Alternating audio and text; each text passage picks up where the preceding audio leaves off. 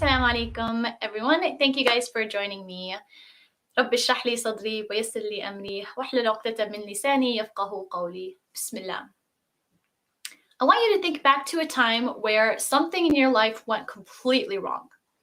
It could be something big like a car accident, or it could be something smaller like your mom asked you to do something and you just didn't get it done.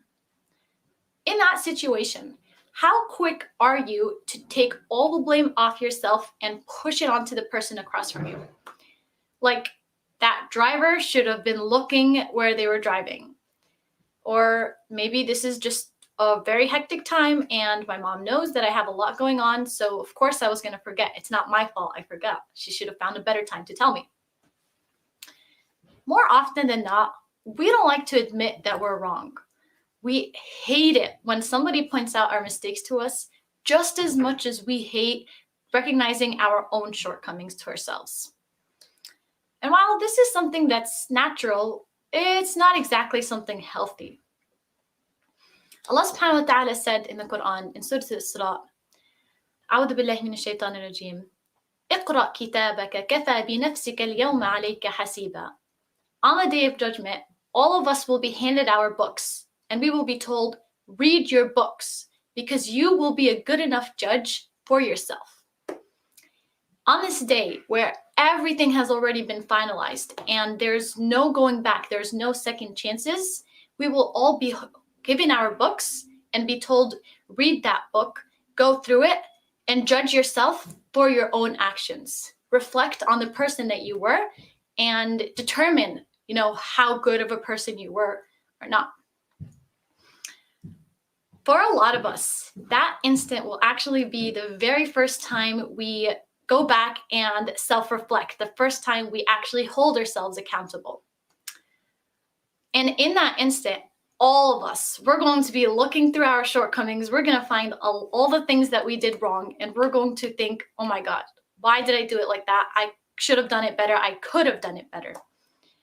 But in that instant, it's obviously too late. You can't go back and change things.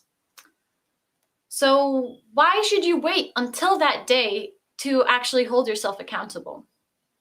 And I get it. It's really not easy to hold yourself accountable. It's really so much simpler to be satisfied with the person that you are. To have that attitude that I pray and I fast Ramadan and, every now and then I read Quran. So I'm a good Muslim. I'm happy with the person I am now. There's not much I need to change to be better.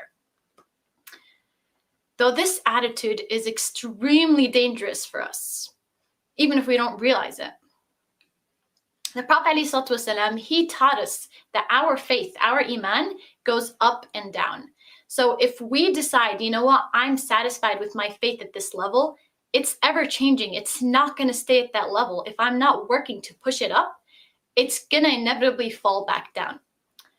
And that's obviously not a good thing. None of us want our faith to go down from our ideal, perfect selves. So what can we do about this? How can we build that habit of being more self-accountable if it doesn't come easy to most of us? Today, I want to share with you guys 3 tips, 3 habits that if you build it, then that's going to, really help you be more reflective of your own self and your own actions. The first thing is when you come to do an action, before you do it, whether it's a direct ibadah like salah or something that doesn't seem very Islamic like taking a walk, doesn't seem like, it's not a direct act of worship, take a minute before you do that thing and ask yourself, why am I doing this? Is what I'm going to do now going to bring me closer to Allah's pleasure? And if not, then maybe I shouldn't be doing this thing. Then the second thing is, after you finish that action, stop and ask yourself, did I do it in the best way possible? Is there anything that I can improve? What were the good things that I did? What are the things that I could change or do better for next time?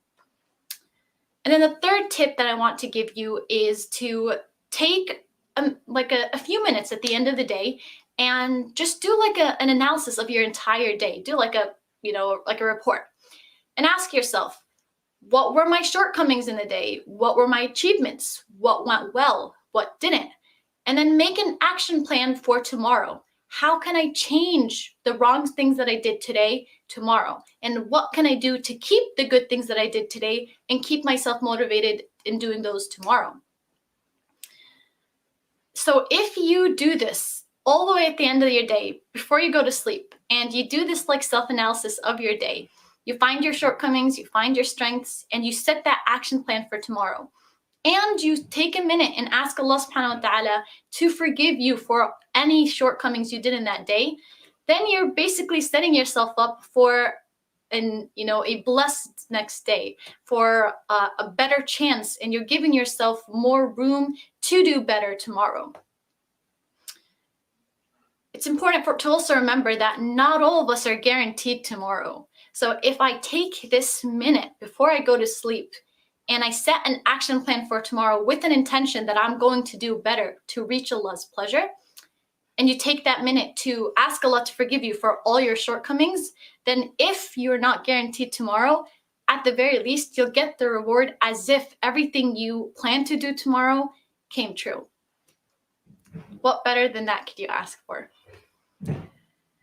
With that being said, I ask that Allah subhanahu wa ta'ala make us of those people who are constantly self-reflecting, constantly looking for ways to improve ourselves, constantly being honest with ourselves and aware of both our shortcomings and our achievements.